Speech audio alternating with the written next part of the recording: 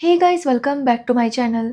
तो आज के इस वीडियो में मैं आपको एक्सप्लेन करने वाली हूँ 2023 में आई मराठी मूवी फायर ब्रांड।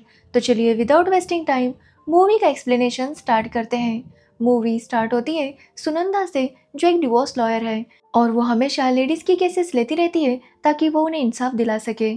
यहाँ पर हमें पता चलता है कि सुनंदा आज तक एक भी केस नहीं आ रही।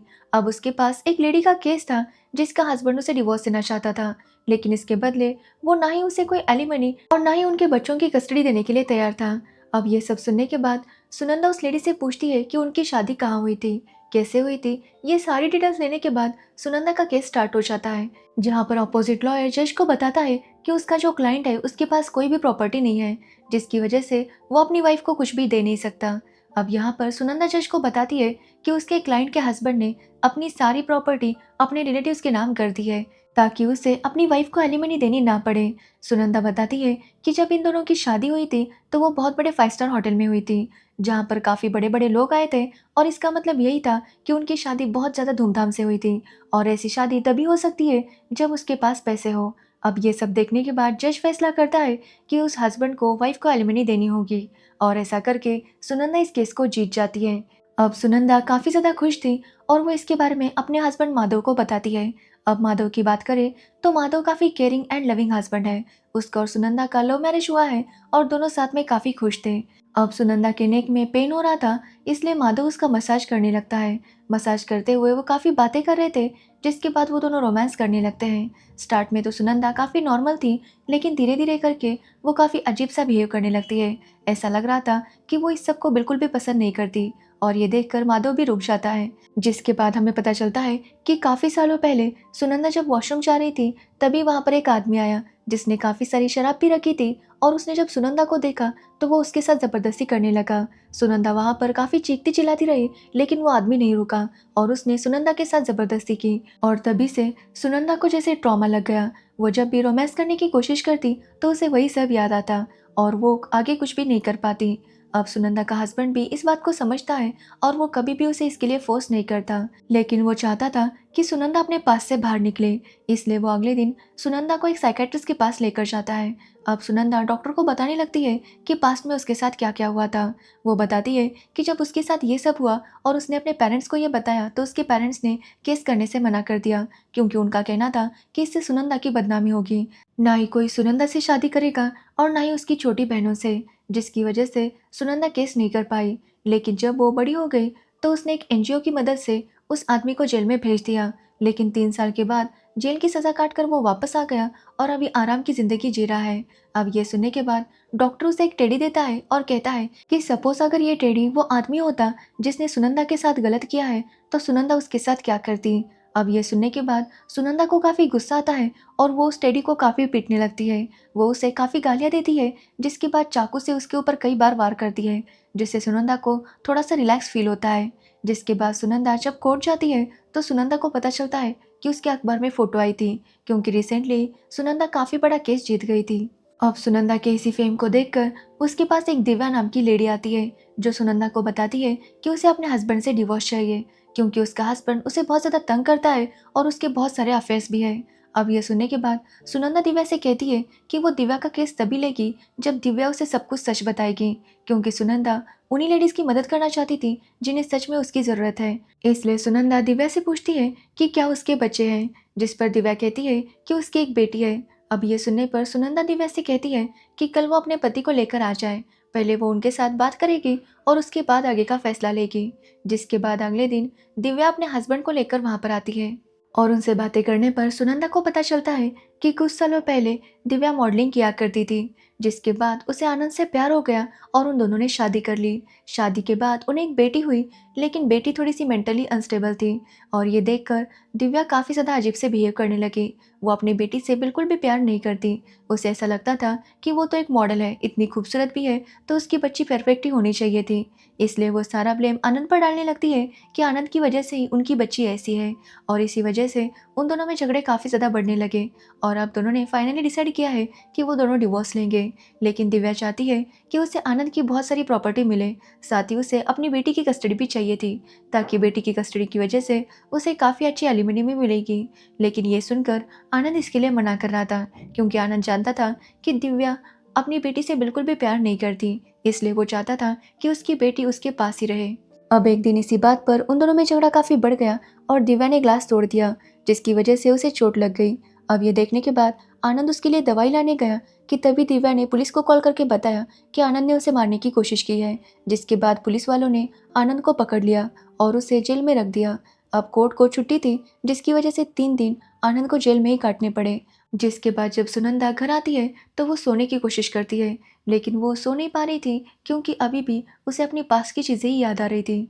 तभी सुनंदा देखती है कि माधव भी काफ़ी परेशान था और ये देखकर सुनंदा माधव से कहती है कि उन्हें अपने रिश्ते में एक स्पेस की ज़रूरत है और इसलिए उन्हें कुछ दिनों के लिए एक दूसरे से अलग रहना होगा, ताकि वो एक दूसरे की इम्पोर्टेंस समझ सके। अब ये बात सुनकर माधव काफ़ी शौक था, लेकिन सुनंदा के लिए वो ये मान जाता है और अगले ही दिन कुछ दिनों के लिए अपने गाँव चला जाता है। तो वही हम सुनंदा को देखते हैं, जो इस केस में पूरी तरह से उलझ जाती है। वो समझ नहीं पा रही थी कि आखिर वो किसका साथ दे, क्योंकि उसे दिव्या ठीक तो नहीं लग रही थी, लेकिन सुनंदा ने उसका केस ले लिया था। तो वही आनंद दिव्या को समझाने की कोशिश करता है कि वो ये सब कुछ करना बंद कर दे, लेकिन दिव्या उसकी कोई बात सुनने के लिए तैयार नहीं थी। दिव्या को सारे पैसे और अपनी बेटी चाहिए थी। अब ये सुनकर आनंद दिव्या से कहता है कि भले ही वो उसके सारे पैसे ले ले, लेकिन वो अपनी बेटी को दिव्या को नहीं देगा। अब ये सुनकर दिव्या काफ़ी गुस्सा हो जाती है और आनंद से लड़ने लगती है, जिसके बाद कोर्ट केस स्टार्ट होता है, जहाँ पर आनंद का लॉयर कोर्ट को बताता है कि आनंद के साथ दिव्या ने किस तरह से बिहेव किया। तो वही हम सुनंदा को देखते हैं, जो कोर्ट को बताती है कि चाहे जो भी हो, एक माँ अपनी बेटी से बहुत प्यार करती है, इसलिए अपनी बेटी का माँ के पास रहना ही बेहतर होगा। अब ये सुनने के बाद आनंद का लॉयर कोर्ट को बताता है कि दिव्या एक बिल्कुल भी अच्छी माँ नहीं है, वो अपनी बेटी का बिल्कुल भी ख्याल नहीं रखती।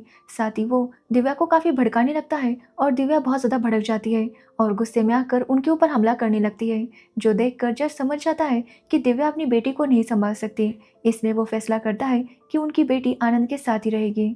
अब ये सुनने के बाद सुनंदा कुछ भी नहीं कहती, जो देखकर दिव्या काफ़ी गुस्सा हो जाती है, क्योंकि सुनंदा ने दिव्या के लिए ज़्यादा फाइट नहीं किया था और इसलिए वो सुनंदा पर काफ़ी गुस्सा होती है और उसके ऊपर हमला करने लगती है। लेकिन सुनंदा दिव्या पर ध्यान नहीं देती। ऐसा लगता है कि सुनंदा जानबूझकर ये केस हारना चाहती थी, क्योंकि वो भी जानती थी कि दिव्या यहाँ पर गलत है। अब सुनंदा पहली बार केस हार गई थी, लेकिन उसे फिर भी बिल्कुल भी दुख नहीं था। जिसके बाद सुनंदा जब रात को घर आती है तो वो अपने केस के बारे में ही सोच रही थी कि तभी वहाँ पर आनंद आता है, जो सुनंदा को सॉरी कहने के लिए आया था, क्योंकि दिव्या ने सुनंदा पर हमला किया था, इसलिए आनंद को काफ़ी बुरा लग रहा था। इस पर सुनंदा कहती है कि उसे उल्टा दिव्या के लिए बुरा लग रहा है। दिव्या के पास अपना सब कुछ है, लेकिन वो सब कुछ बर्बाद करना चाहती है।